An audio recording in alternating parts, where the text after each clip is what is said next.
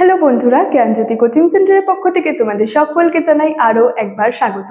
আজকের ক্লাসে আমি তোমাদের সঙ্গে আলোচনা করব যে স্কন্দগুপ্ত কে ছিলেন এবং স্কন্দগুপ্তকে ভারতের রক্ষাকর্তা বলা হয় কেন।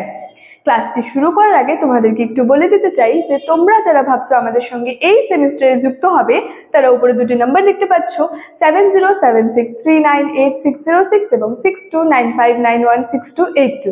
এই দুটি নাম্বার হলো আমাদের কোচিং সেন্টারের অফিসিয়াল হেল্পলাইন নাম্বার। তো তোমরা যারা ভাবছো আমাদের সঙ্গে যুক্ত হবে তারা কিন্তু এই দুটি নাম্বারের মধ্যে যে কোনো একটি নাম্বারে যোগাযোগ করে আমাদের সাথে যুক্ত হয়ে যেতে পারো। তাহলে দেরি না করে আজকের আলোচনার বিষয় শুরু করছি।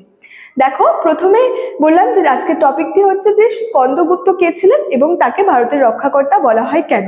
প্রথমেই বলি হচ্ছে যে স্কন্দগুপ্ত কে ছিলেন। দেখো, স্কন্দগুপ্ত ছিলেন হচ্ছে গুপ্ত বংশের শেষ শক্তিশালী সম্রাট এবং তিনি হচ্ছে যে গুপ্ত সম্রাট প্রথম কুমারগুপ্তের মৃত্যুর পর কিন্তু সিংহাসনে বসেছিলেন। ঠিক আছে, এবার বলবো যে স্কন্দগুপ্ত ভারতের ইতিহাসে কি নামে পরিচিত।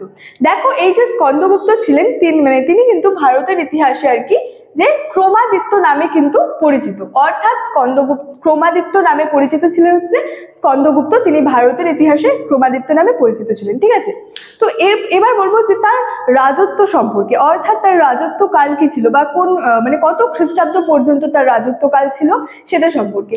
দেখো, 457 থেকে 467 খ্রিস্টাব্দ পর্যন্ত কিন্তু তিনি রাজত্ব করেছিলেন বা তিনি হচ্ছে রাজত্ব করেন আর কি এই 457 থেকে 467 খ্রিস্টাব্দ পর্যন্ত তার কিন্তু রাজত্বকাল সম্পর্কে। ঠিক আছে, এবার বলবো এই স্কন্দগুপ্ত সম্পর্কে আমরা কোথা থেকে জানতে পারি বা কিসের উপর ভিত্তি করে বা কিসের উপর নির্ভর করে এই স্কন্দগুপ্ত সম্পর্কে আমরা জানতে পারি।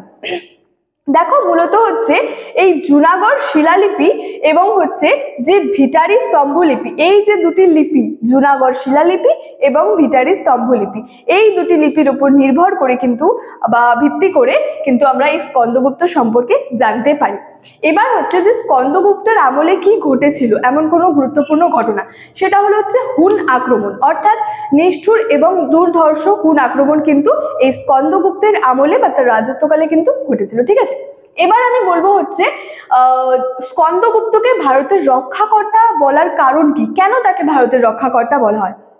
দেখো, আমি একটু আগেই বললাম যে স্কন্দগুপ্তের যে রাজত্বকালে বা তার আমলে কিন্তু নিষ্ঠুর এবং হুন আক্রমণ ঘটেছিল।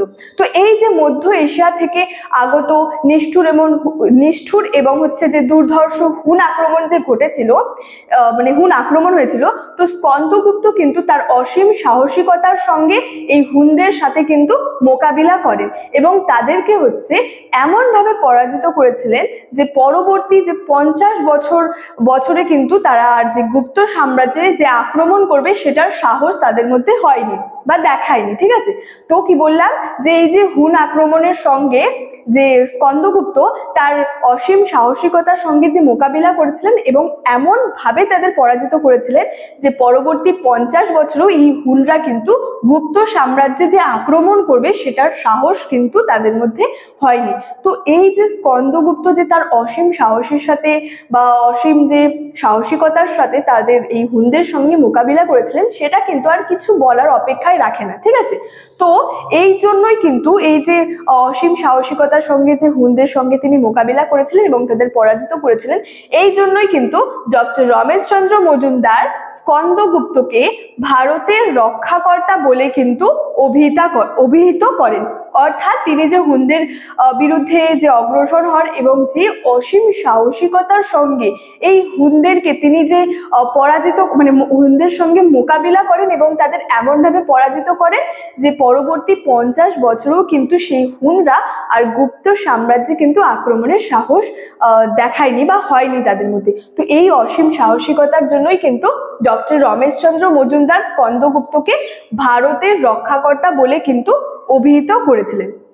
ঠিক আছে, তো এই ছিল আজকে স্কন্দগুপ্ত কে ছিলেন এবং স্কন্দগুপ্তকে ভারতের রক্ষাকর্তা বলা হয় কেন এই সম্পর্কে আজকের ক্লাসটি ভালো লাগলে অবশ্যই লাইক, কমেন্ট এবং বন্ধুদের সঙ্গে শেয়ার করতে কিন্তু একদমই ভুলবে না। দেখা হচ্ছে তোমাদের সঙ্গে পরবর্তী ক্লাসে একটি নতুন টপিক নিয়ে। তোমরা সকলেই ভালো থেকো, সুস্থ থেকো। Thank you so much, thanks for watching.